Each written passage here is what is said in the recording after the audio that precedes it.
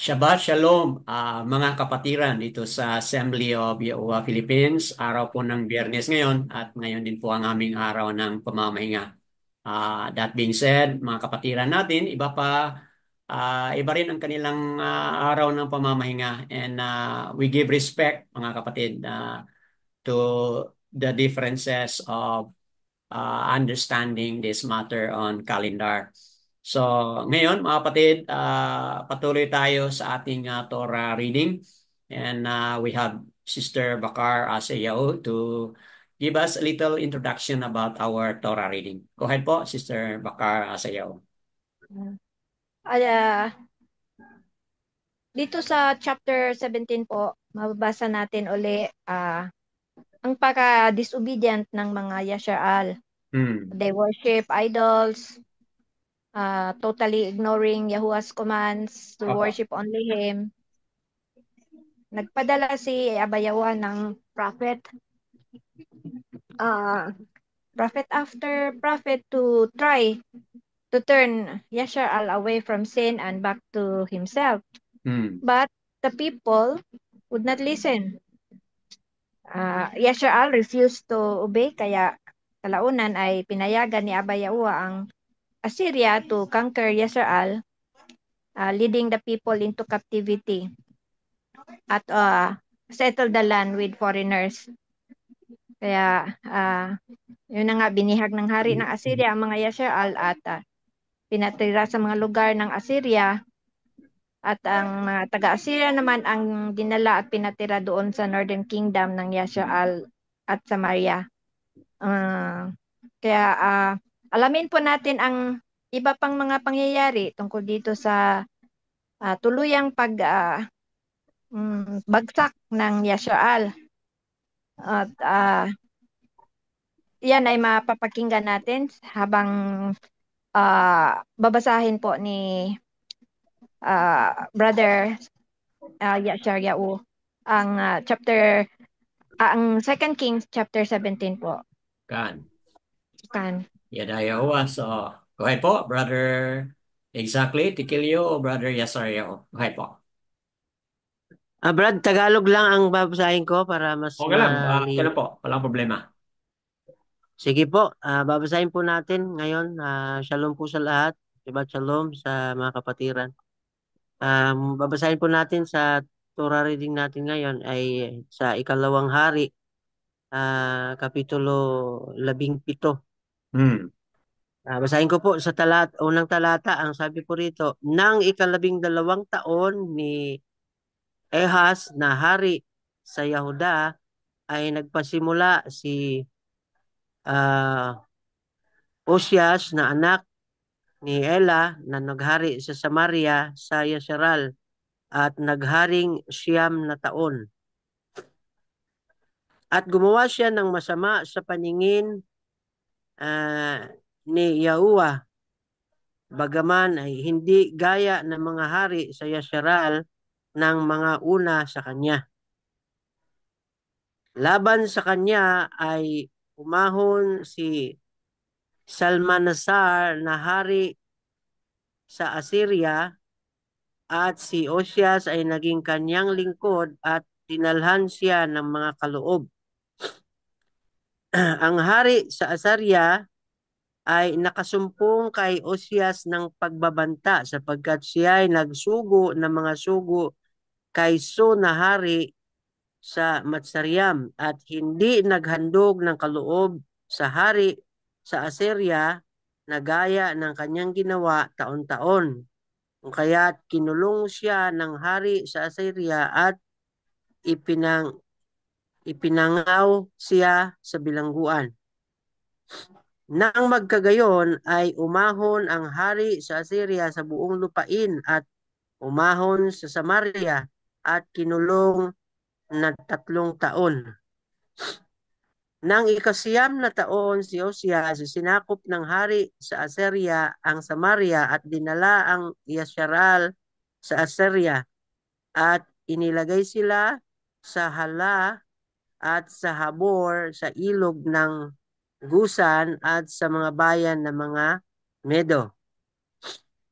At nagkagayon sapagkat ang mga anak ni Yasharal ay nangagkasala laban kay Yahuwa nilang Aluwa na siyang nag-aahon sa kanila mula sa lupain ng Masariam mula sa kamay ni Parao na hari sa Masariam at sila'y natakot sa ibang mga ah, Makapangyarihan. aluwa, mga makapangyarihan. Hmm. At lumakad sa mga palatuntunan ng mga bansa na pinalayas ni Yahuwa sa harap ng mga anak ni Yasharal at ng mga hari ng Yasharal na kanilang ginawa. At ang mga anak ni Yasharal ay nagsigawa ng mga lihim na bagay na hindi matuwid kay Yahuwa nilang Aruwa at sila'y nagsipagtayo sa kanila ng mga mataas na dako sa lahat nilang bayan mula sa ng muog na mga bantay hanggang sa bayang nakukutaan. At sila'y nangagsipaglagay ng mga haligi na pinakaalaala at mga asira sa bawat mataas na burol at sa ilalim ng lahat ng mga sariwang punong kahoy.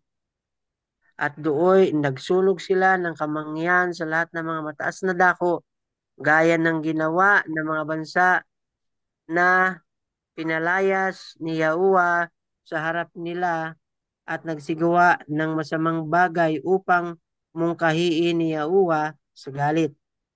At sila'y nagsipaglingkod sa mga ah, ibang makapangyarihan na siyang sa kanila ay sinabi ni Yahuwa, huwag ninyong gagawin ang mga bagay na ito. Gayon may tumutol si Yahuwa sa Yesharal at sa Yahuda sa magitan ng bawat propeta at ng bawat tagakita na sinasabi, iwan ninyo ang inyong masamang lakad at ingatan ninyo ang aking mga utos at ang aking mga palatuntunan ayon sa buong kautusan ah, na aking inutos sa inyo mga magulang at ng aking ipinadala sa inyo sa magitan ng aking mga lingkod na mga propeta. 14. Gayon may hindi nila dinidinig kundi kanilang pinatitigas ang kanilang ulo, na gaya ng ulo ng kanilang mga magulang na hindi nagsisipagsapalataya kay Yahuwa nilang Aluwa. At kanilang itinakwil ang kaniyang mga palatuntunan at ng kaniyang tipan sa kaniyang itinipan sa kanilang mga magulang at ang kanilang mga patutuo sa kanilang ipinapatuo sa kanila at sila'y nagsisunod sa walang kabuluhan na naging walang kabuluhan at nagsisunod sa mga bansa na nasa palibot nila ayon sa ibinilin ni Yahuwa na huwag silang magsigwa ng mga gaya ng yaon.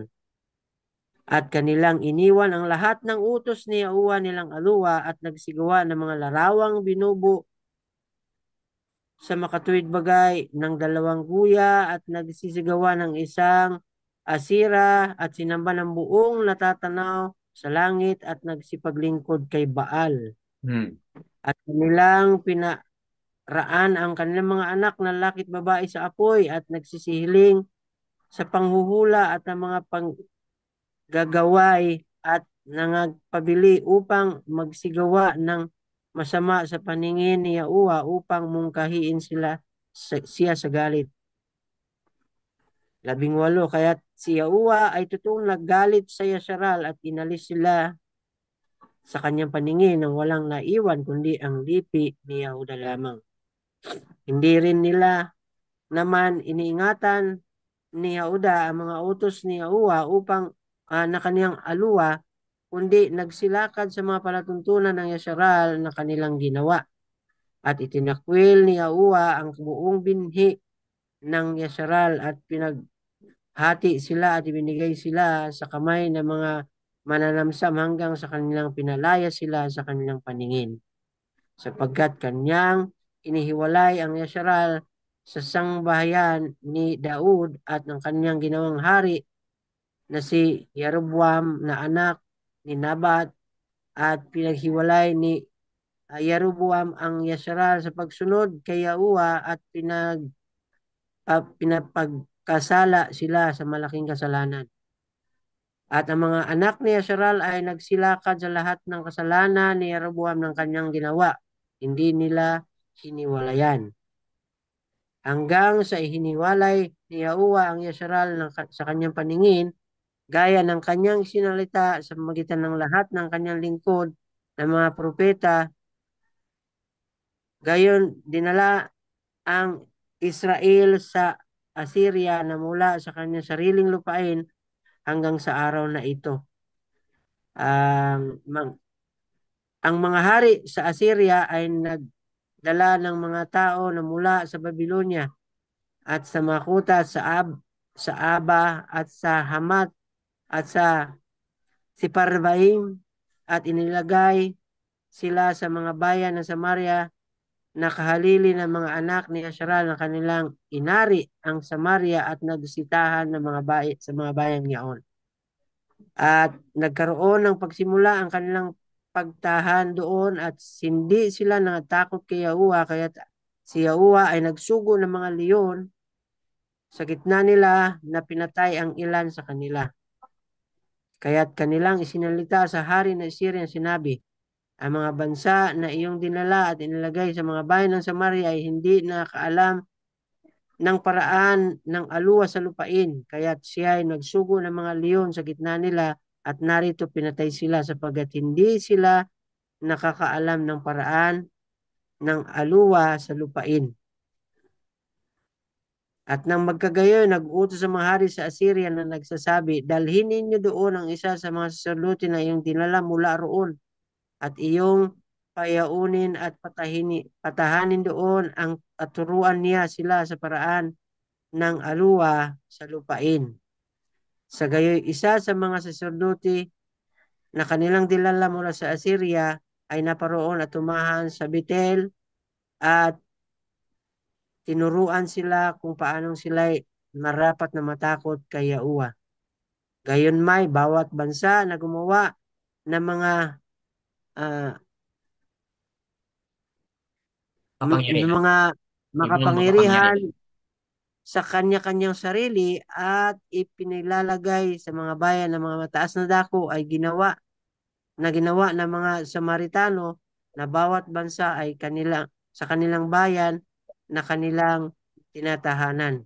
At itinayo ng mga lalaki sa Babylonia ang Sukot, Hinot na itinayo ng mga lalaki sa Kuta ang Nergal at itinayo ng mga lalaki sa Hamat ang Asima. At itinayo ng mga Abyo ang Nibhas at ang Tartak na sinunog ng mga Siparbita ang kanyang mga anak sa apoy sa Adramelech at sa Anamelech sa mga makapangyarihan ng Sipargaim. Sa gayoy, nangagkatakot sila kay Yahuwa at nagsipaghalal sila sa gitna nila ng mga saserdote sa mga mataas na dako at siyang naghahain para sa kanila ng mga bahay sa mga bahay na nasa mga mataas na dako. Sila ay nangatakot kay Yahuwa at nagsipaglingkod sa kanilang sariling mga makapangyarihan ayon sa paraan ng mga bansa na kinadalhang bihag nila. Hanggang sa araw na ito ay ginagawa nila ang ayon sa mga dating paraan. Siya'y hindi natatakot kay Yahuwa at nagsisigawa man ayon sa kanilang mga palatuntunan o ayon sa kanilang mga ayos o ayon sa kautusan o ayon sa utos na ipinag-uutos ni Yahuwa sa mga anak ni Jacob na kaniyang pinangalang Yasharal. Na siyang pinakipagtipanan ng ni Yahuwa at pinagbilinan na sinabi, kayo'y huwag mga tatakot sa ibang mga makapangyarihan at mga sisiyukod man sa kanila o magsisipaglingkod man sa kanila o magsisipaghaing man sa kanila. Kundi si Yahuwa na nagahon na inyo mula sa lupain, nag-ahon sa inyo mula sa lupain ng Matsariam na may dakilang kapangyarihan at may unat ng kamay na siya ninyong katatakutan at sa kanya kayo magsisiyukod at sa kanya kayo magsisipaghain. 37. At ang mga palatuntunan at ang mga ayos at ang mga kautusan at ang mga utos ng kanilang sinulat para sa inyo ay inyong isisagawa magpakailanman at kayo huwag matatakot sa ibang mga makapangyarihan. At ang tipan ng aking ipinagtipan sa inyo ay huwag ninyong kalilimutan, ni mga tatakot man kayo sa ibang mga makapangyarihan. Ngunit si Yahuwa ninyong aluwa ay mga tatakot kayo at kanyang ililigtas kayo sa kamay ng lahat ninyong kaaway. Gayon may hindi nila dinidinig, kundi kanilang ginagawa ang ayon sa kanilang dating paraan. 41 and last. Sa gayon, ang mga bansang ito ay nangatakot kay Yahuwa at nagsipaglingkod sa kanilang mga larawang inanyuan at ng kanilang mga anak ay gayon din at ang mga anak ng kanilang mga anak kung ano ang ginawa ng kanilang mga magulang ay gayon din ang ginawa nila hanggang sa mga araw na ito. Pagpalain po ang Yun. kabat. So, yun po mga kapatid ang pagkabasa ni Brother Yasario, Brother Isaac Titikilio. Ayon po sa salin ng Tagalog na scripture, mga kapatid. So, medyo mataas, no, na reading. There are 41 verses po ang nabasa dito mula sa pangalawang Malakyam o pangalawang Hari, chapter 17. Okay, so we're done with the reading, mga kapatid. So, ngayon mula sa introduction kanina ni Sister Bakar sa iyo, ngayon nagkaroon na tayo ng mga important points na ating nakuha, batay na rin sa ating narinig mula sa reading ni Brother Yazar Yao, mga kapatid. So, meron na tayong mga nakuha o napulot na mga katotohanan. So, let's give everyone, mga kapatid, kung sino po yung handa na kukunin dito or pull out something from what has been read. Pangalawang Hari, chapter 17, mga kapatid. So, let's open now. Kung sino yung mauna o baka si Brother Yasaria o ay siya po yung mauna, pwede po. And then after him, the rest will also follow.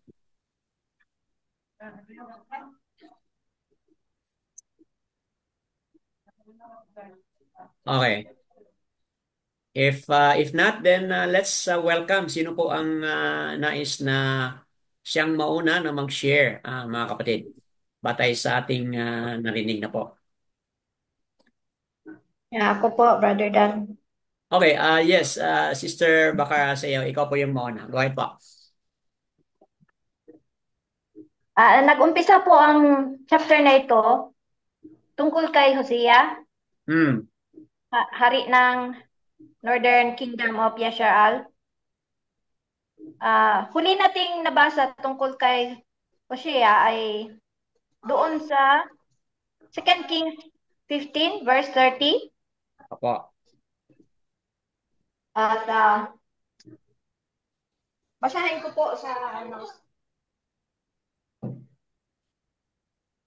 Ano pong chapter, sisters? Chapter 18?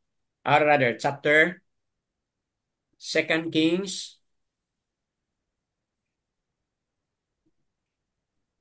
Nawala ka, sister? Ito po. And sa Hallelujah scripture itong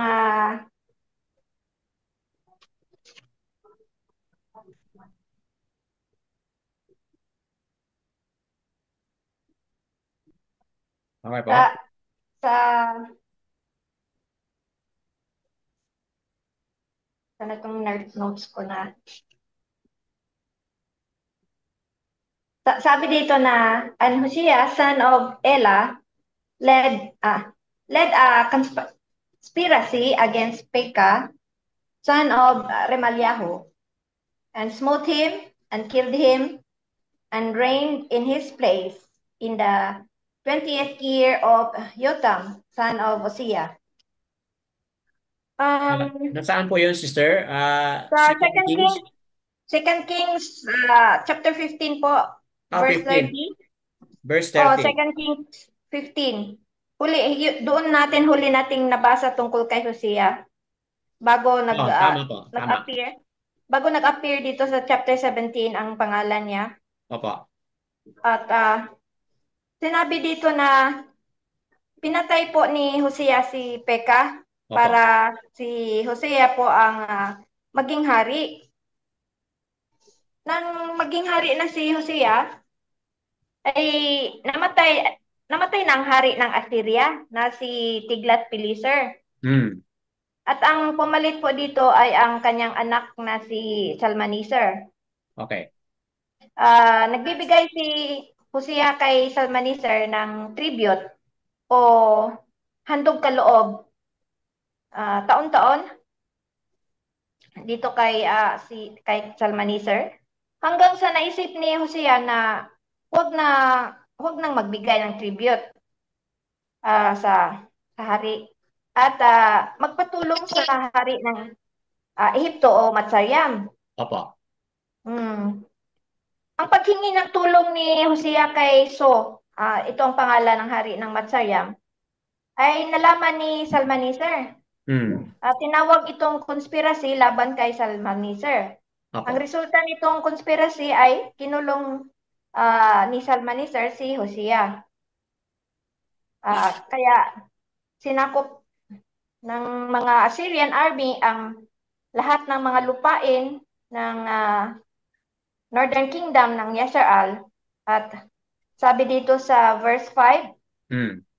nabasahin ko po na, and the sovereign of Ashur or Assyria went through all the land and went up to Shomeron or Samaria and besieged it for 3 years. Opo. Kaya pinalibutan ng mga Assyrian army ang Samaria sa loob ng 3 taon. Hmm. Hanggang tuluyan talagang na-capture ang Samaria. Nang na-capture ang Samaria, pinatira ng Assyrian king ang mga Assyrians Opo. doon sa Samaria. Pinatira ang mga Babylonians, etc. na mga tao doon sa Assyria. Mabasa natin ito sa verse 24, Brother Dan. Opo. Doon yung mga tao na pinatira ng king sa Samaria. At dito po sa verse 33, sabi dito na they are revering Yahuwah and they were serving their own mighty ones. Hmm. Sa isip ko po ay ni-revere nila si Aba Yahuwah dahil sinunod lang nila ang turo ng pari o nabyang na Hmm. pinadala ng hari para magturo sa kanila tungkol kay Aba Yahuwah Opo. para huwag silang patayin ng mga leon. 'Di ba? Mayroong Tama. pangyayaring ganon, Brother Opo. Dana. Kasi wala silang alam kung anong gagawin nila doon kasi bago lang silang tumira sa Samaria. Kaya pinadalhan sila ng hari ng Assyria ng isang pari para pagturuan sila Yun na nga, ni-revere nga nila ah, si Aba Yahuwah. But sabi dito, but they were serving their own mighty ones. Hmm. Mas gusto pa po talaga nilang mag-serve sa kanilang mga mighty ones kaysa kay Aba Yahuwah. Nakasulat ah, ang mga mighty ones sa verse 30. Tama. Oh, sabi dito, ang mga taga-Babylon ay may mighty one silang tinawag na Sukot Benot. Opo. Ang mga taga-Kuta ay may Nergal. At from Hamath made Ashima, their mighty one. Hmm. At ang mga Avites made ni Niblas and Tartak, and Sepharvites made Adramelech and Anamelech, the mighty ones of Sepharvaim. Hmm. Dito lang po muna ako, Brother Dan. May additional pa po ako mamaya, dagdag mamaya, Brother Dan. Opo. Yada So, mga kapatid, sa na-discuss, na umpisang discussion ni Sister Bakar Sayao. Nakita po natin dito no yung ano yung nangyari as a background of Haring Hosea, mga kapatid, kung saan nag-umpisa siya na nagkaroon ng conspiracy upang patayin yung si Pekah para siya yung maging sunod na hari, mga kapatid, ng Yasharal, the Northern Tribe or the Northern Kingdom. So, ngayon dito, makikita natin no, kung ano yung itatanim mo, ano mga kapatid ang mangyari. Yun din po ang, ah, Aanihin po. opo, yun din po ang aanihin. What you sow, you will reap. Kasi nagtanim po siya ng conspiracy para makuha niya yung position at pinatay yung hari ni si Pekah. Ngayon, mga kapatid, ganyan pa rin nangyari sa kanya. He was paying tribute doon sa Assur, hari ng Assur. At ito'y nagpatuloy sa panahon sa anak no na si Shalmaneser. Nagpatuloy yung kanyang pagbigay ng tribute. But on the other hand, nagbigay din po siya ng tribute doon sa hari ng Matsariam. So, talaga yung kanyang attitude, behavior na tatanim siya ng gano'n na mga conspiracy, mga kapatid. Nandoon pa rin, mga kapatid. He did not learn from what he has done, mga kapatid. So, dahil dito, ano nangyari? Siyempre, nalaman ito ni Shalmaneser at yan, siya ikinulong for 3 years, mga kapatid. Tama ba, no? For 3 years na ikulong siya. At Ayan po. habang siya na ikulong, ito na po yung pagkakataon na completely taken control na ng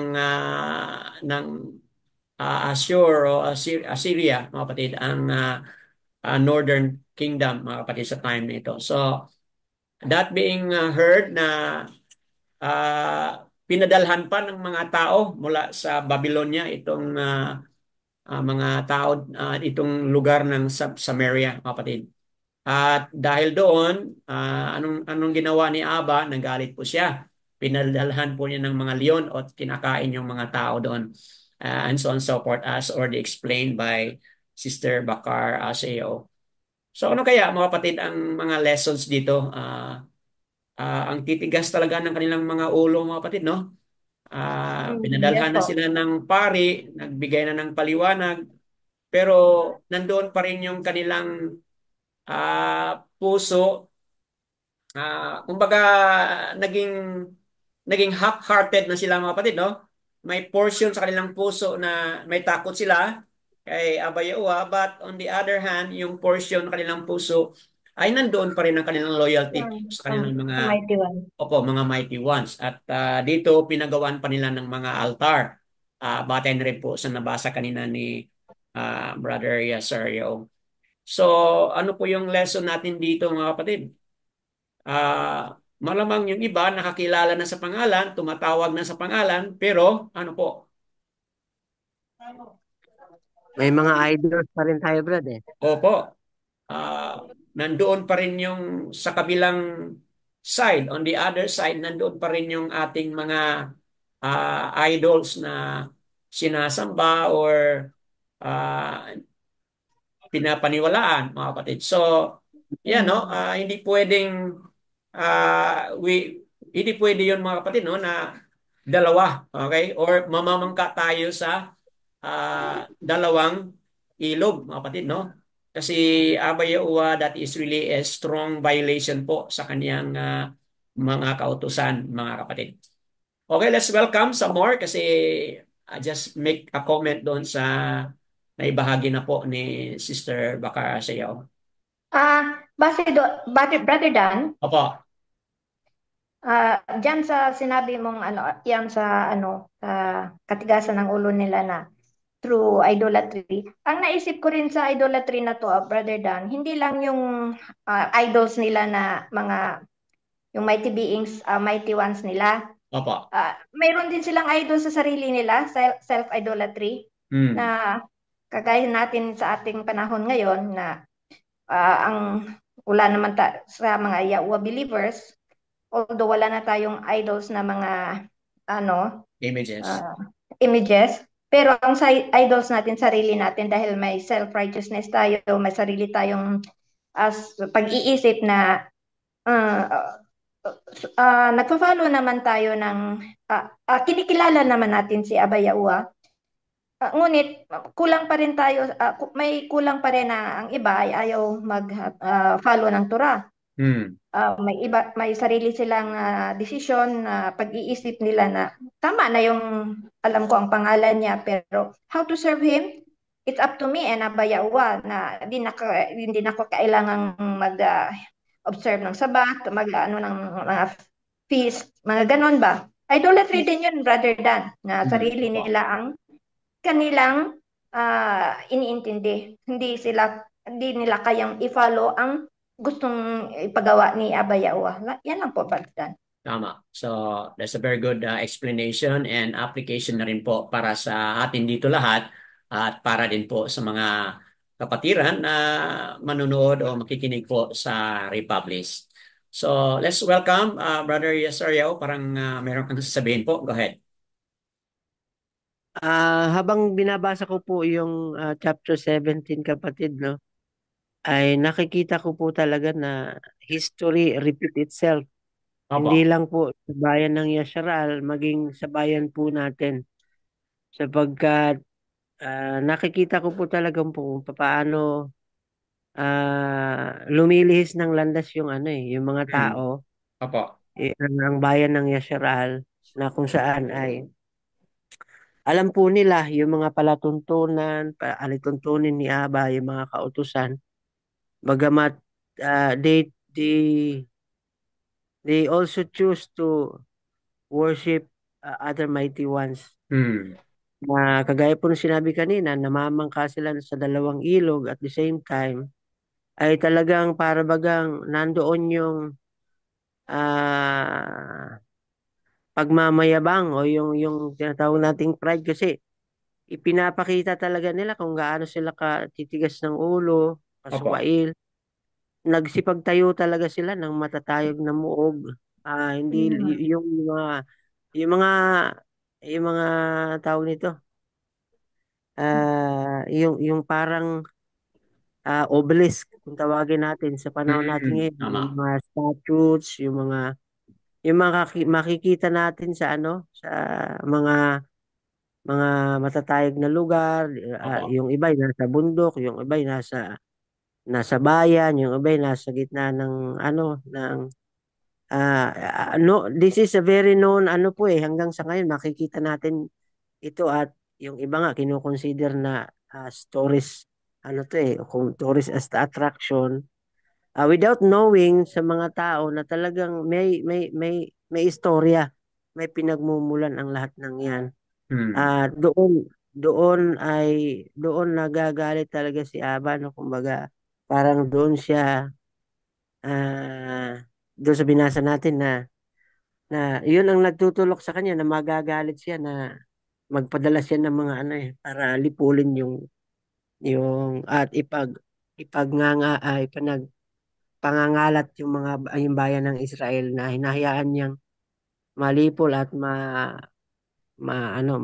masako po ng ibang mga bansa, sapagkat ah, sa katigasan din talaga ng mga ulo. Hmm. At kung Opo. i-relate po natin sa atin, ay marami po sa atin na hindi na nakapagpatuloy, maraming nakakakilala kay Aba, yun ang nakakalungkot, sapagkat bumabalik po talaga sila sa dating ano, sa sistema, at hindi, kumbaga, kagaya po sinabi ni Sister kanina, no, na merong kumbaga tawagin na self-righteous, na Opo. yung salita, Brad, na okay lang naman siguro to at pwede man Hmm. siguro lang to kay Aba, na ganun. Naintindihan So, naman ako.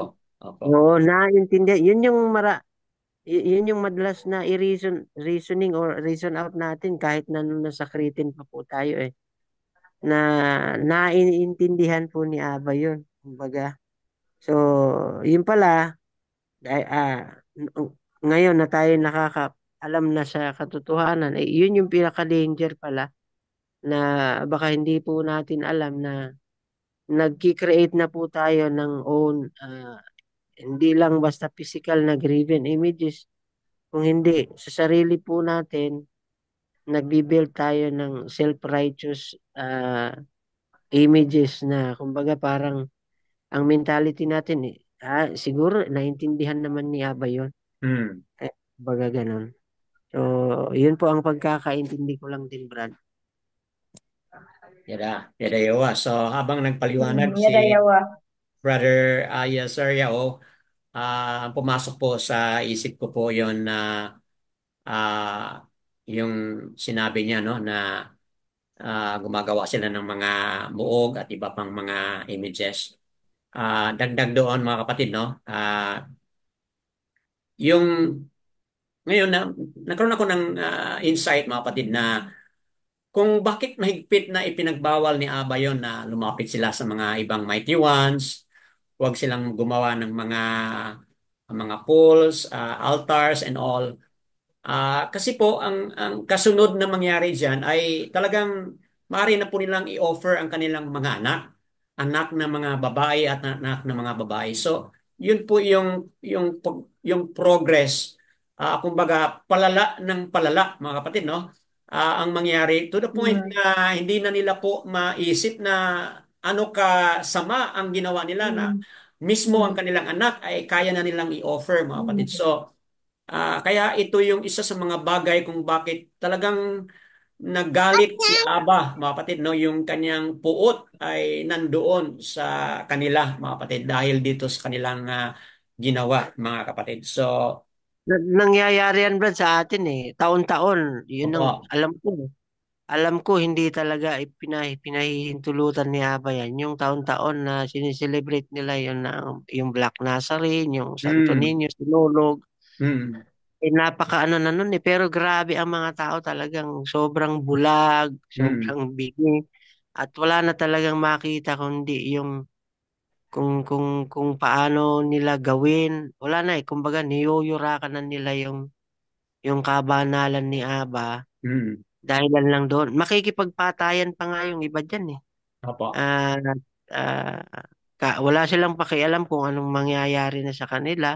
Mm, Basta para sa kanila, ginagawa nila parang sacred na rin or banal na rin yun, yung ginagawa nilang pagpa-participate doon sa mga ganong klaseng ano. tama. Kaya sinabi dito sa Tahliam 115, no? Those who make them will become like them. Okay? Tahaliam 115 verse 8, mga kapatid, no? The ones who make them, ang pinag-usapan dito yung mga idols, no? Carving idols. Basahin mo ito ang verse 4, nandyan, no? Idols made of silver and gold. Okay, the work of man's hands, verse 5. They have mouth, they cannot speak. They have eyes, but they cannot see. They have ears, but they cannot hear. They have nose, but they cannot smell. They have hands, but they are not handle. They have feet, but they are not walk. They make no sound through their throat. The ones who make them shall become like them. All who trust in them. So, kaya yung mga gumagawa ng gano'n ng mga bagay at yung mga nagsasamba, nagluluhod, and all, maging kapareho sila, mga kapatid, na may mata, hindi naman nakakita, may tainga, hindi naman nakakarinig, may bibig, hindi naman nakapagsalita. So, ibig sabihin, those who make them, sabi po dito sa Tahaliam, will be like them. Kaya, ah, wala na sila mga kapatid sa tamang pag-iisip, wala na silang tamang pag-unawa kung ano ka rumaldumal ang kanilang ginawa na they're offering their children, mga kapatid. And I think may connection po itong pag-offer ng mga anak. May connection po ito doon sa na-highlight na ni Sister Bakar Asayao at Brother Yasar Yao na yung worship of self. Kasi merong common understanding sa panahon na iyon mga kapatid na once you offer a child blood, yung anak talaga, yung baby, i-offer mo yan, magkakaroon ka po ng kapangyarihan. Bibigyan ka po ng kapangyarihan mula sa sino yung mighty one, ibang mighty one na sinasamba, mga kapatid, sa panahon na iyon. So, kaya at the expense of offering their own child, mga kapatid, para lang matanggap nila ang kung ano yung kanilang hinihingi o kapangyarihan man, whatever that is. Di ba, mga kapatid, that's really a worship of self, mga kapatid. So, yadaya uwa. Let's welcome more kung sino pa yung magdagdag. Habang nag-iisip kayo, mga kapatid, kanina nagpaliwanag binasa ni Brother Yasario at pinaliwanag na rin po. Another idea pumasok sa isip ko, mga kapatid, ito yung, di ba, sa ating narinig na kanina at nabasa na, they were, ano po, saan sila dinala, mga kapatid? Dinala sila doon sa Assur, Syria. Syria. Okay? Dinala po sila doon sa Syria. Anong dahilan kung bakit sila dinala doon? Dahil po, hindi sila nakinig. Ang Northern Yes. Tribe, mga kapatid. Yasser-al, the Northern Tribe, the Northern Kingdom, mga kapatid. Hindi sila sumunod, hindi sila nakinig. Kahit na po, opo, kahit na po pinadalhan sila, okay, in exchange para sa power, Sister Diana, no?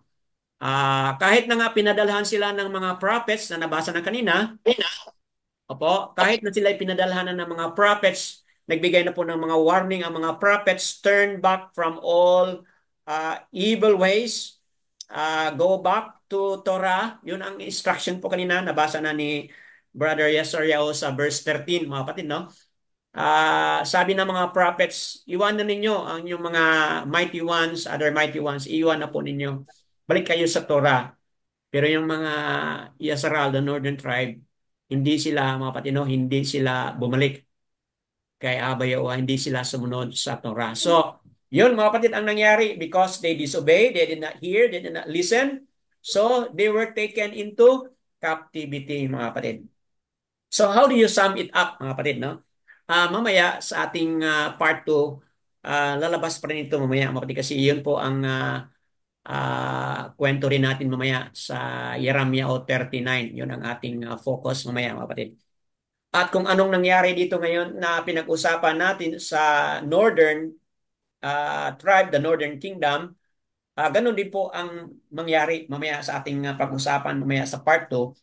Nangyari din po sa Southern Tribe, the Southern Kingdom, mga kapatid. So, pareho yung nangyari. So kaya this is a very common idea, mga kapatid, no, na kung ano man yung mga instruction ni Aba, yung kanyang Torah, ang kanyang instruction, ang kanyang Torah ay talagang tutulong na tayo ay ma-shape, at tayo ay magbago. Okay? Tayo ay magbago ang ating mga ugali, yung mga rough edges sa ating mga gawi ay talagang puputulin po yon sa pamamagitan ng pagsunod ng Torah, mga kapatid. So, ibig sabihin, if they don't follow it, mga kapatid, anong mangyari sa kanila? They will be eliminated. Okay? Maalis sila sa kanilang lugar at mapunta sila doon sa lugar na kung saan sila ay magsilbi ng mga other mighty ones. So, to sum it up, shape up or shape out. Okay, let me say it again. Shape up or shape out. So, hindi tayo shape, hindi tayo hindi tayo magbago dahil sa mga Torah, sinabi po ni Aba, anong mangyari sa atin? Tayo po ay i-ship out. Okay po? Shape up or ship out. So ano po yung pipiliin natin, mga kapatid? Shape up. Dapat shape up tayo. Opo. Be moldable, be teachable kung ano po yung nais ni Aba na ating gagawin. Otherwise, okay, ship Shape out out. tayo. Okay? I-ship out tayo. Ibig sabihin, may mga pangyayari na hindi maganda sa ating buhay, mga kapatid. So, para lang, yun ay isang discipline ni Aba sa atin. So, nawa, nagkaroon po tayo ng a better understanding. And then, finally, bago kayo mag-follow up, itong reading natin ngayon is also a fulfillment of Deuteronomy chapter 28 verses 36 hanggang sa 48. At yan po ay lagi nating hina-highlight na kung hindi sila magsunod, curses will follow them. At ito na nga ngayon, mga kapatid. Kung ano yung declaration ng Deuteronomy 28, 36 to 48, mga kapatid. Dito ngayon naging natutuo, mga kapatid. Okay?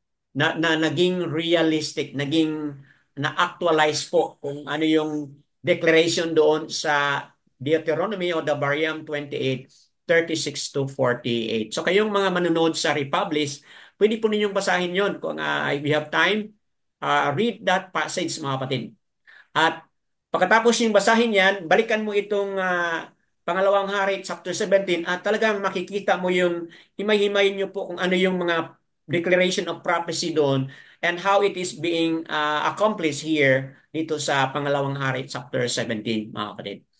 So, yan po ang aking idagdag. Let's also welcome some more. Sino pa ang mag-share, mga kapatid? Let me keep silent and give you time also to speak.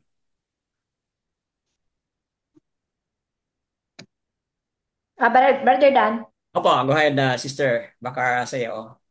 naisip ko dito kay Hosea, Opo. ay kung di pa siya humingi ng tulong sa hari ng Matsaryang, Egypt, at sa halip ay kay Abayawa siya nagpatulong, Ah, malamang di nagalit sa kanya si Almaneser. correct. At um, ngunit nasa isip ko rin na ang pagkabihag ng mga Yasharal ay punishment ni Abayawa sa mga taga Yasharal.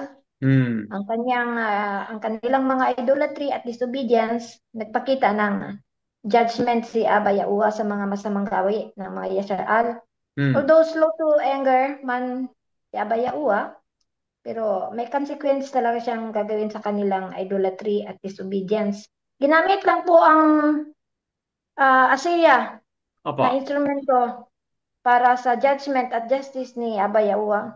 Hmm. Yan ang understanding ko po na kailangang magalit ay kailangang magkamali magkamali ang mga southern may talagang may judgment ang mga ang mga Yasser para Opo. mapanis sila ni kaya ginamit itong Assyria.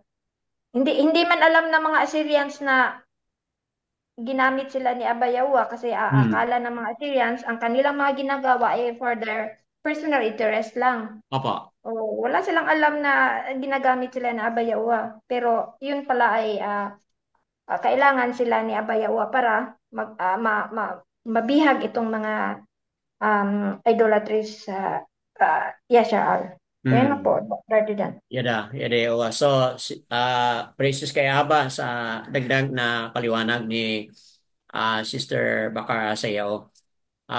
Dito mga kapatid, merong sharing dito si Sister Diana na patungkol doon sa mga pag-offer ng mga bata.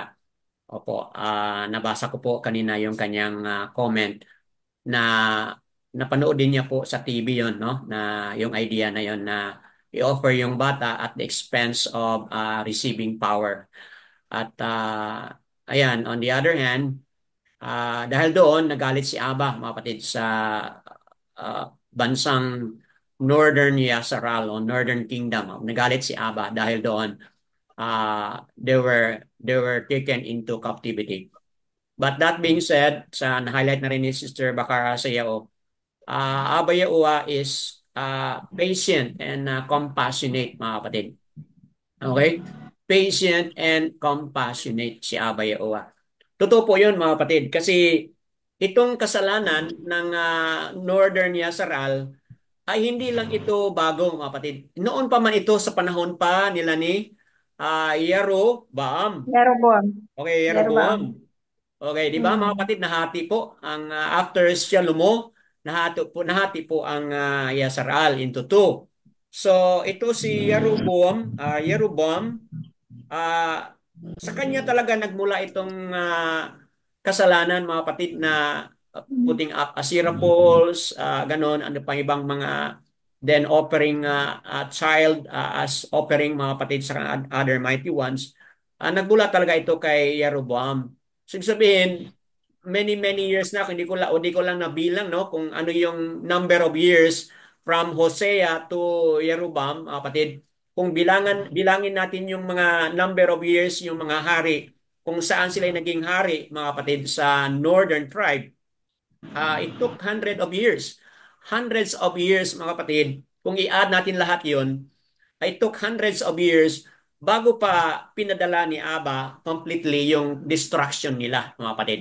Okay, so Yes po. Yes po. diyan natin makikita, as explained by Sister Bakar Asayaw at saka sa comment ni Sister Diana, diyan natin makikita yung pasensya po, yung patience, yung compassion, yung habag ni Aba Yahuwah, kapatid, nandoon sa kanila.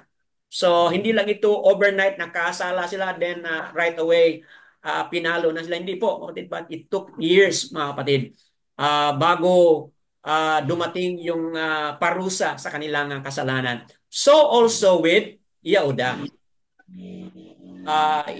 Yasar al Northern Tribe, they were captive back in 722 BC.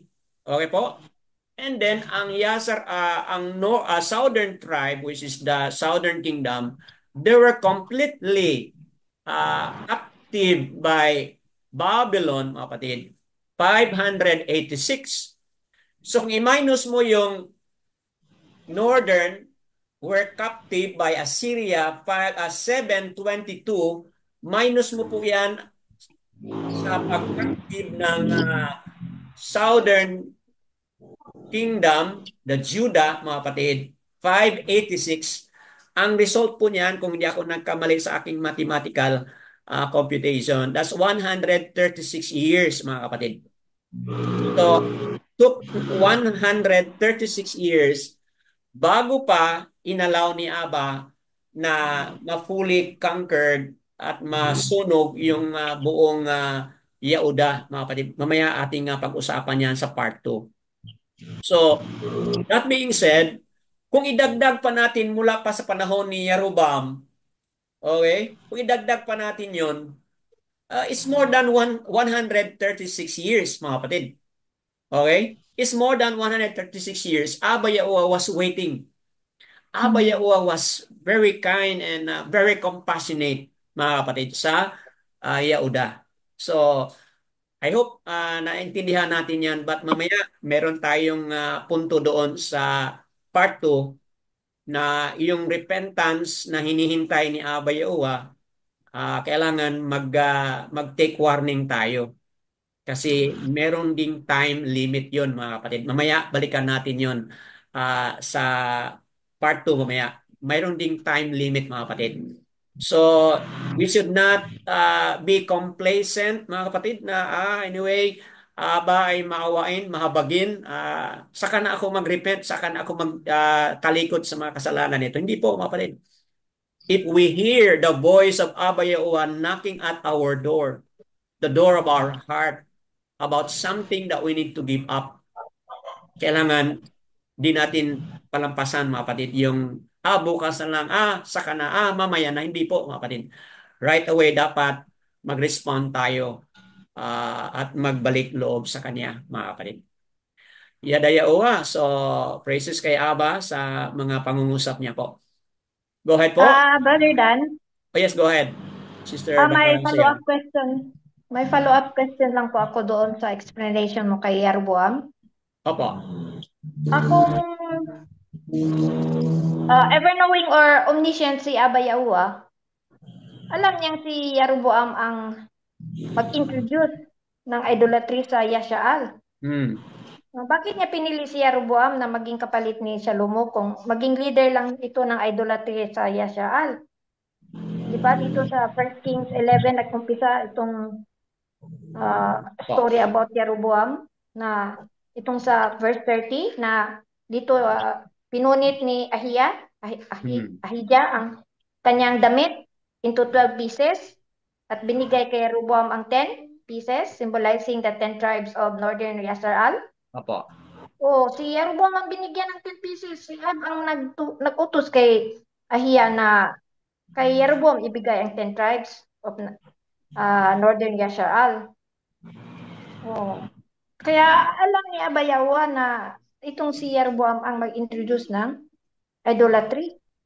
Kasi ever knowing siya, omniscient siya, di ba, Brother Dan? Opo. Alam niya. So, umpisa pa lang.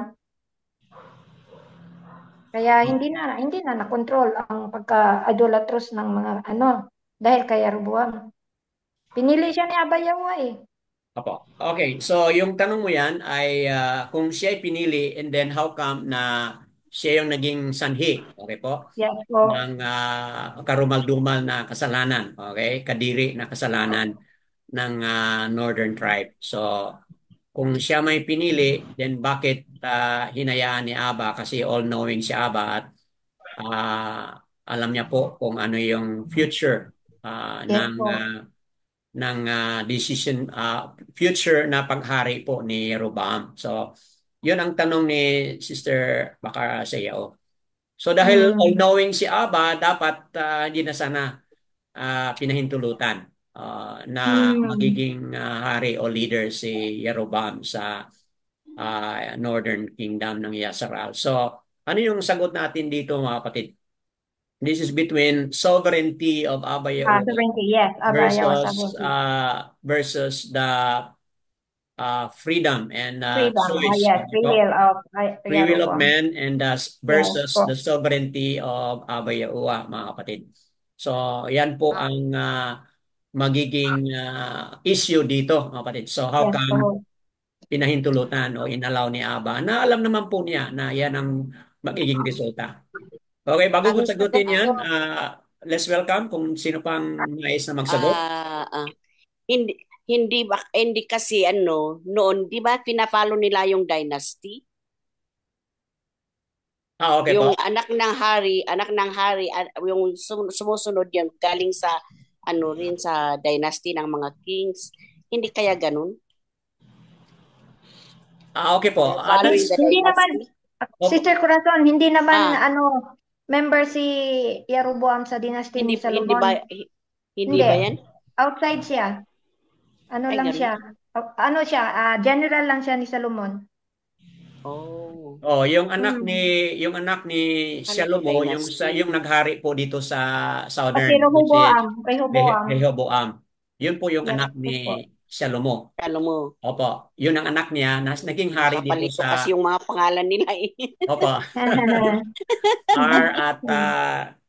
R at ano po no?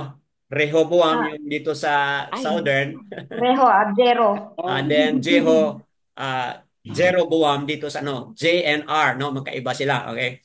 Ah, R, R, ah, Yes Jeroboam po. dito sa North, North. ang isa sa mga general, no? Re, Sundalo ito ni Shalomo. At oh, dito sa Southern, yun ay Rehoboam. Rehoboam. Opo. So, yun ang anak talaga ni okay, ano, sister. okay. Yun po ang anak nila ni Shalomo. Solomon. Okay po, that's a very good point. But that's a common idea rin po, Sister Corazon. But dito sa ating reading, talagang ano po, family line po ito si Rehoboam. But si Jeroboam o Yaroboam, hindi po. Okay, brother, exactly, parang meron kang sasabihin kanina or... Ah, Patungkol po doon sa tanong ni Sister Brad, talking about the sovereignty at saka yung free will natin bilang tao. Opo. Sa akin pong pagkakaintindi ay we cannot question the sovereignty of Yahuwah when it comes Yawa, to Kakan. um, when it Yawa. comes to Opo. when it comes to Mm. choosing anybody or any people na kanyang itatayo bilang hari o gagamitin niya para sa bayan ng Yasharal. But there is still a choice, a free will of choice or choose doon sa taong yun na pinili niya, na kahit na sabihin natin na meron tinatawag na predestined, but yung predestined na yun ay pwede mong mabago because sa sarili mong pagpili eh. Kaya nangyayari po yun sa katauhan ni doon sa ah sino nga ba yun? Si Jeroboam ba yun? Opo. Ah, na nagiging Jeroboam. Jeroboam. Jeroboam, na nagiging masama siya kalaunan sapagkat yun yung pinili niya. Kahit na po sa ibang mga hari din na pinili ni Aba by using sa kanyang mga propeta o nabihin po meron talagang nangyayari na maganda po sa simula, but in the end nagiging pangit po yung resulta sapagkat pinili po nila na maging ganun yun sila. Para sa akin po, kagaya din po natin ay hindi po tayo exempted doon, na kahit na sabihin mo na tinawag tayo, pinili sa pangalan ni Aba, still we have a choice kung talaga bang pipiliin ba talaga natin yung tama hanggang sa huli. Opo. Yun lamang po siguro ang aking mabibigay ng mungkahi or explanation po doon sa sovereignty. Sovereignty ni Aba at saka yung free will po ng tao. Kasi very deceiving po kasi yung nilikha po kasi tayo na parang na hindi robot eh. Kasi kung Yes po. nilikha po tayo ni Aba na siya lang lagi ang masusunod, walang masama sa mundo. At wala na rin sigurong kaguluhan o kung ano man mga karumal-dumal na nagagawa ng bayang Yasharal o sa kung kahit sino pa man sapagkat alam po natin na kapag kasi Aba ang pumili, talagang maganda po yung kahihinatnan. Bagamat binigyan po talaga tayo ng pagpili na hindi niya ginalaw, hindi niya pinapangunahan, kundi nakasalalay po talaga sa atin yun. I remember what my pastor says during my Cretan life before na sinasabi po niya na what you are today is just the byproduct of your choice yesterday. So, kung ano ka ngayon, kung ano ang kinahihinatnan mo ngayon, yun ay bunga o resulta na lamang doon sa pagpili mo nung una o nung pasimula. Kung tayo po man ay nakarating po sa ganitong pagkakataon na nakilala po natin si Aba, Opo.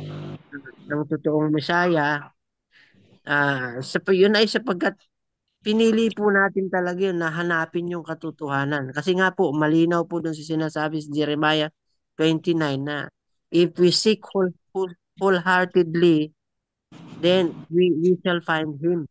So, meron tayong gagawin. Meron tayong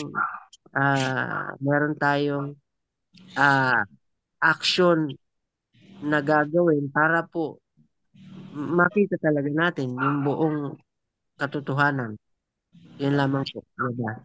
Yada yawa. So, habang nagpaliwanag ka, Brad, binalikan ko itong chapter 17, verse 13 ng pangalawang hari, 13, no? 17:13. And Yahuwah warned Yasharal and Yehuda through all his nabiam or prophets and every seer, saying, turn back from your evil ways and guard my commands and my laws according to all the Torah which I commanded your fathers and which I sent to you by my servants, the Nabiam o the prophets. So, talagang hindi nagkulang si Aba sa mga warning. Okay?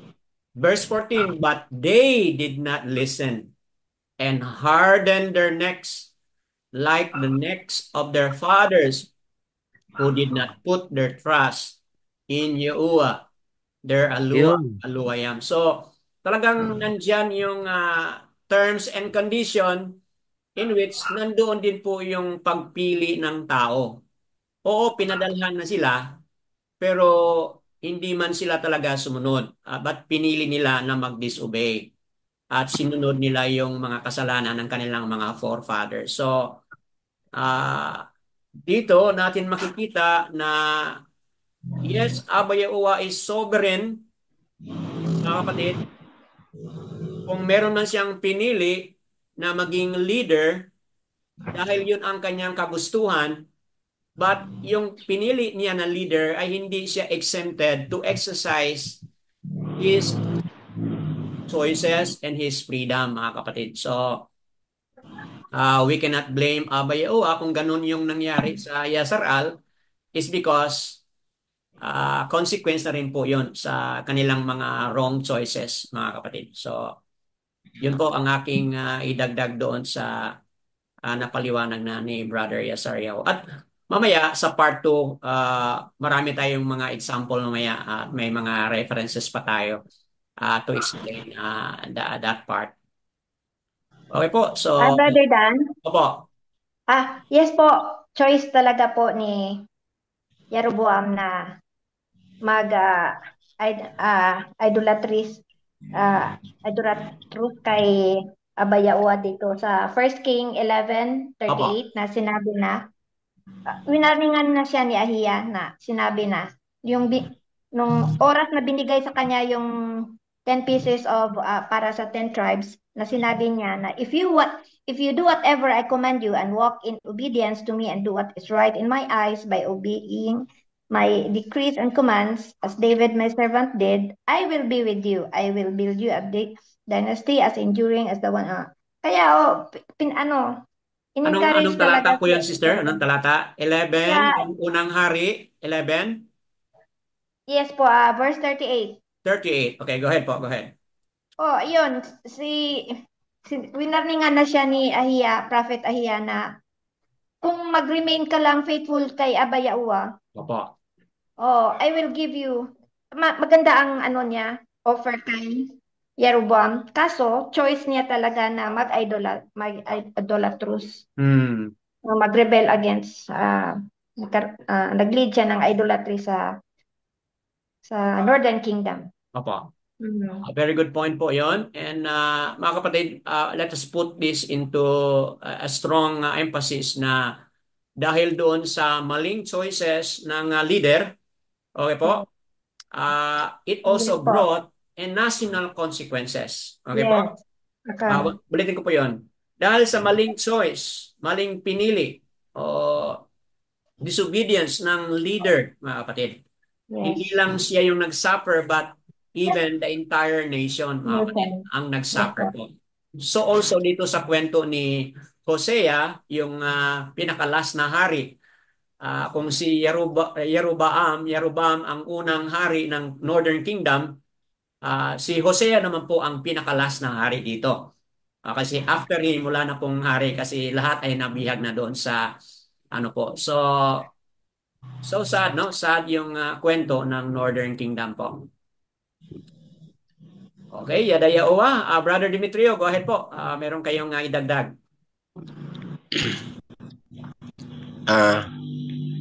Yada Yahuwah sa lahat. Yada Yaowa. Naminaw ko sa inyong mga diskusyon. Wala na may problema.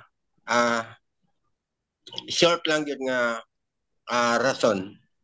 Tama man tong gingon ganina ni sister nga sa chapter First King nga advice ang yun si Jeroboam nga maging sumunod kay Yahuwah. So hindi talaga plano ni Yahuwah na si Jeroboam ay maging mabait. Ginamit talaga si Jeroboam na maging masama na hari. May purpose si Abba Yahuwah para sa tuwa karon. So himo na ni Abba Yahuwah nga bad nga leader si Jeroboam.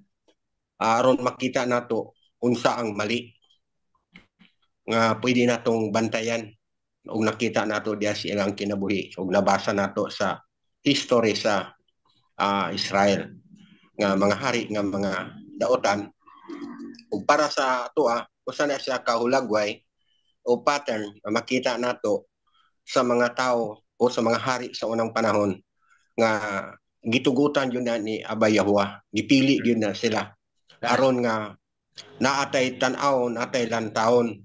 Kay kung wala tay lantawon, wa tay mahibaluan unsa ang sayop nga ilang gibuhat ug wala pud tay mahibaluan kung unsa ang gusto ni Abay Yahuwah sa atoa.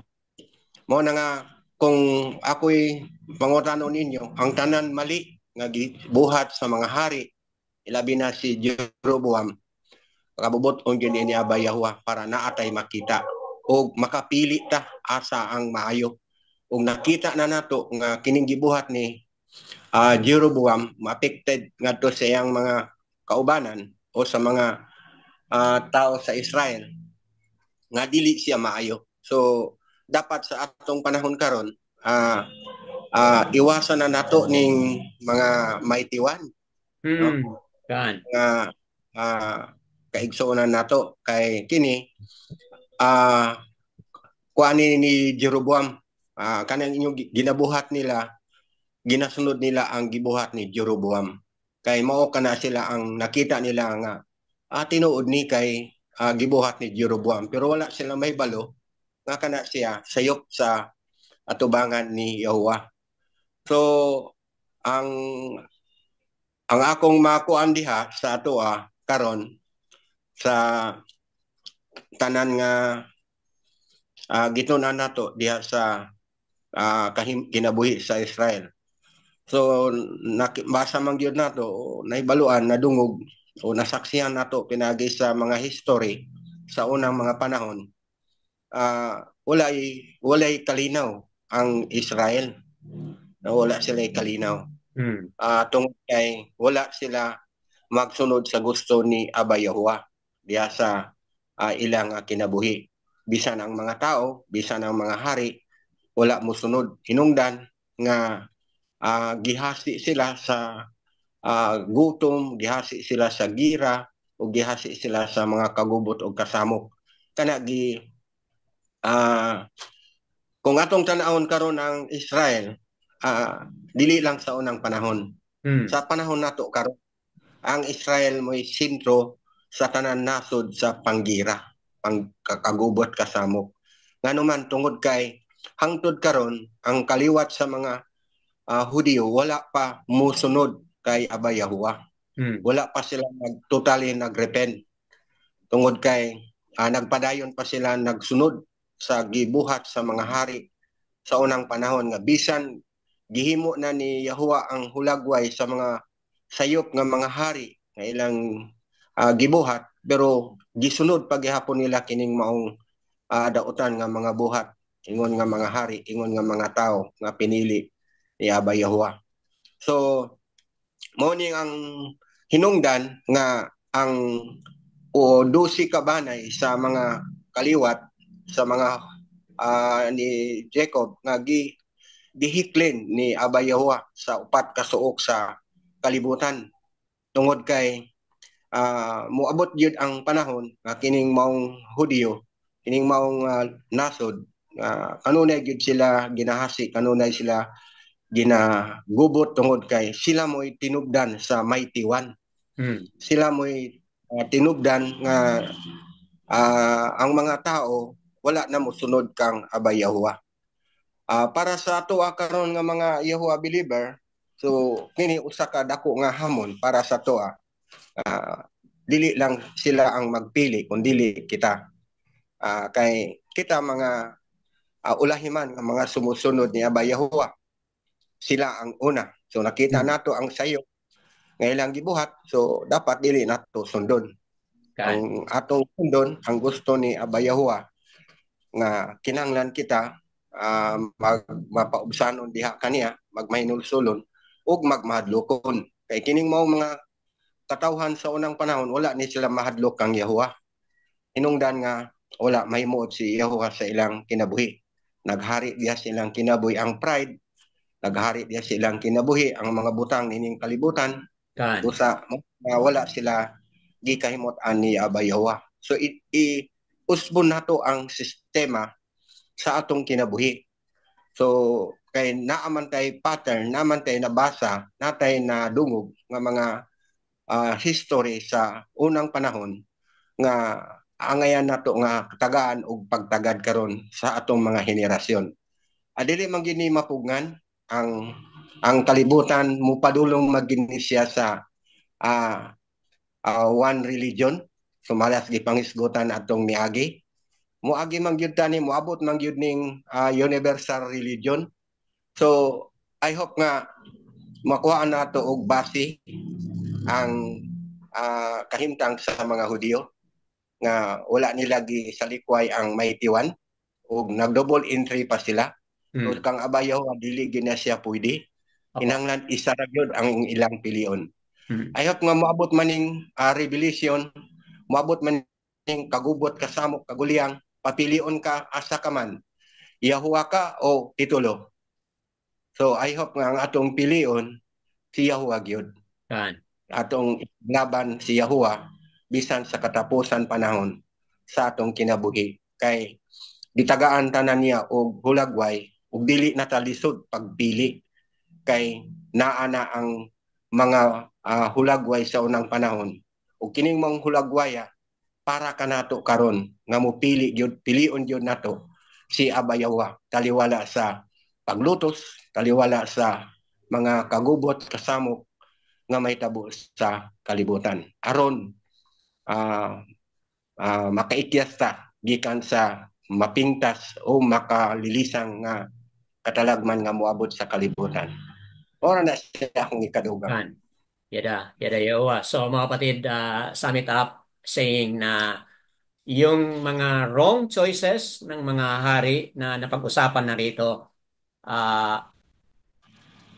allowed by Abba Yahuwa to serve as an object lesson na hindi natin gayahin, hindi po natin sundin ang kanilang mga maling mga ginagawa. So, malaking hamon sa atin mga kapatid kasi hindi tayo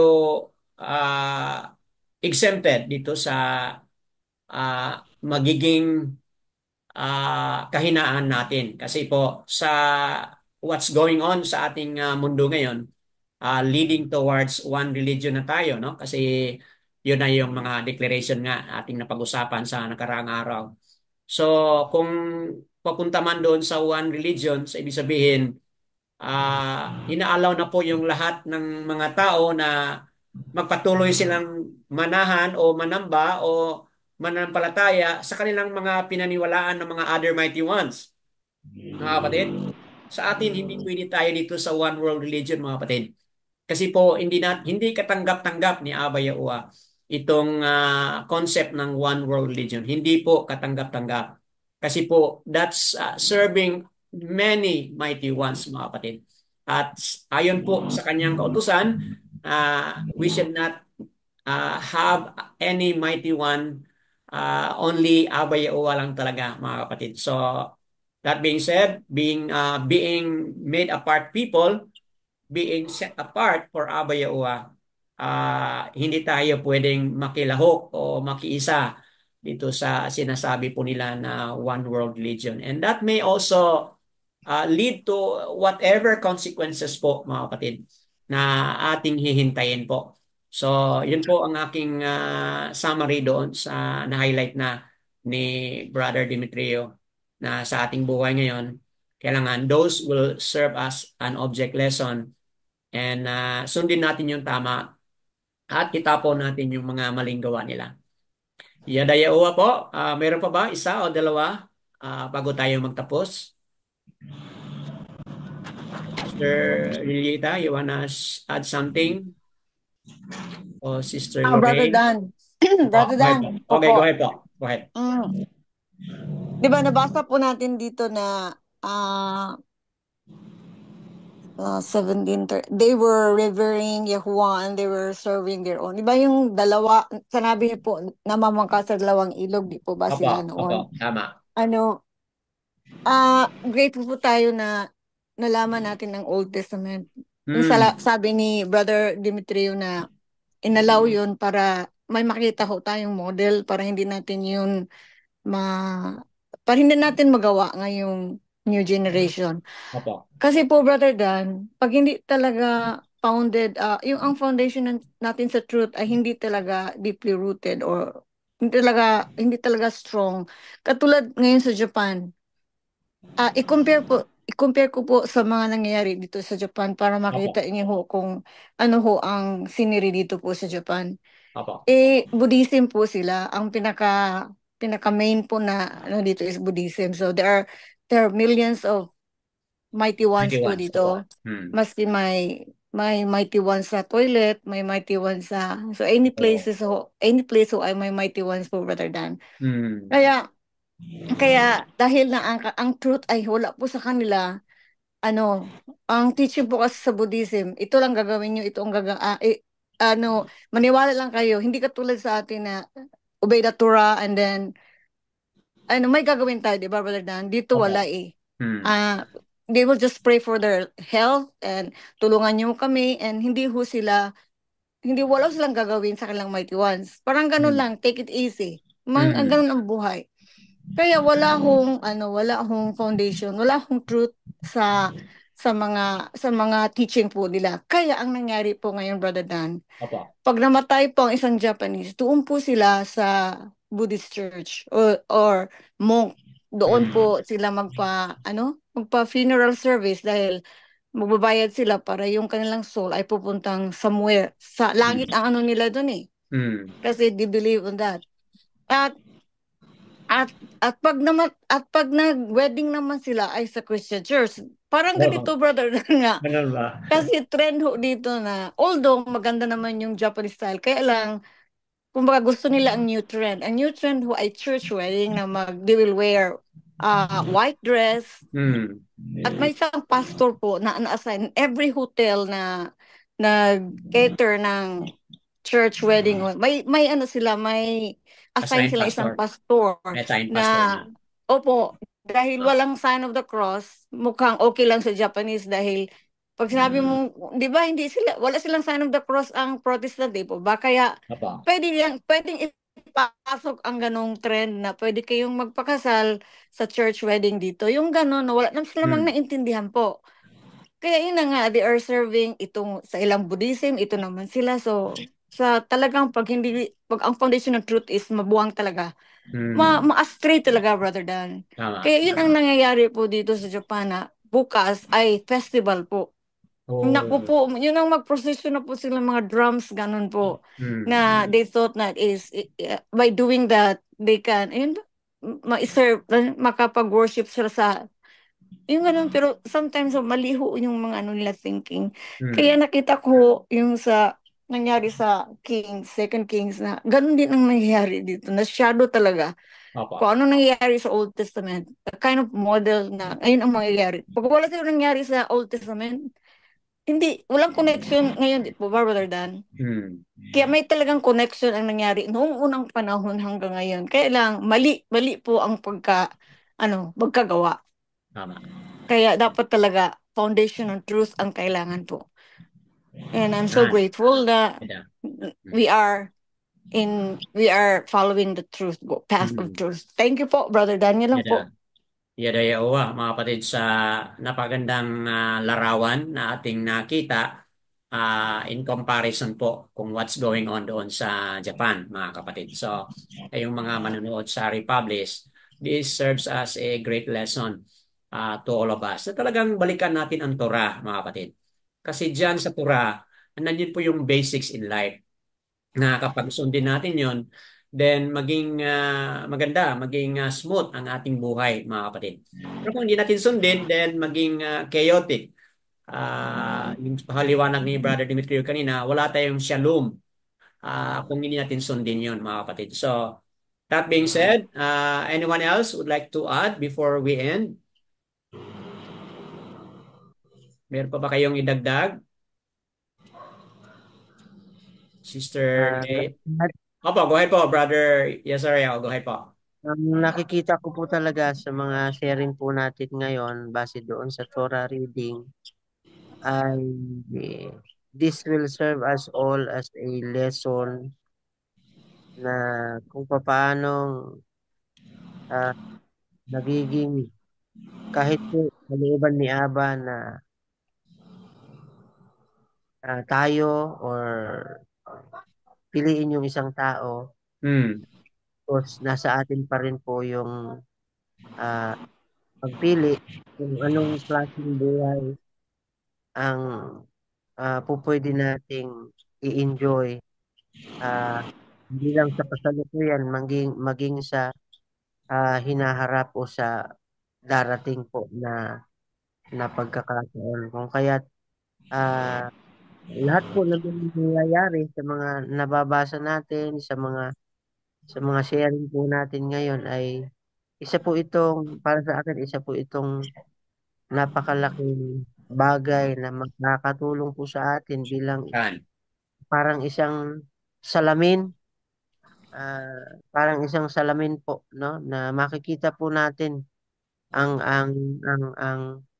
magiging resulta kapag ka po tayo magiging suwail, pagka Hmm. tayo ay lumihis ng landas, kapag tayo ay tumalikod.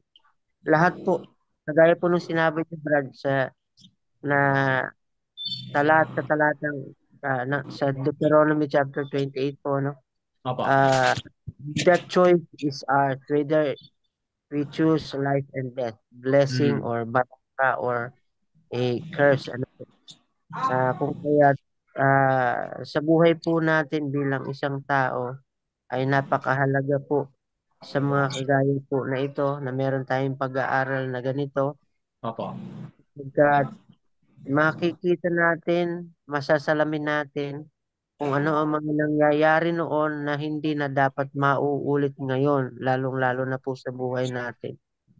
Kaya po, para sa akin, I am so baruk na meron po tayong nitong online gathering sa buhay ni Brother Dan, sa po ng mga kapatiran. Ah, all praises to Amo Yahuwah, Yadayo. Yahusha, sapagkat malaking tulong po talaga sa akin personally na yung maturity at yung pag-grow po natin individually ay ah, makukuha po natin sa mga ganitong pagkaaral, pagkakataon na meron po tayo. Kaya lahat po ng pasasalamat, parangal, papuri ay kay Abay Yahuwah. Yada, Iowa, mga kapatid, kung wala nang magdagdag, no one else? Mga kapatid, batay sa ating mga napag-usapan mula pa kanina sa introduction hanggang sa ngayon, talagang si Abay ay nangungusap sa atin, mga kapatid. Abay Iowa is talking to us. So kayong mga manunood sa Republis, if you hear Abay Iowa is talking, do not harden your heart po.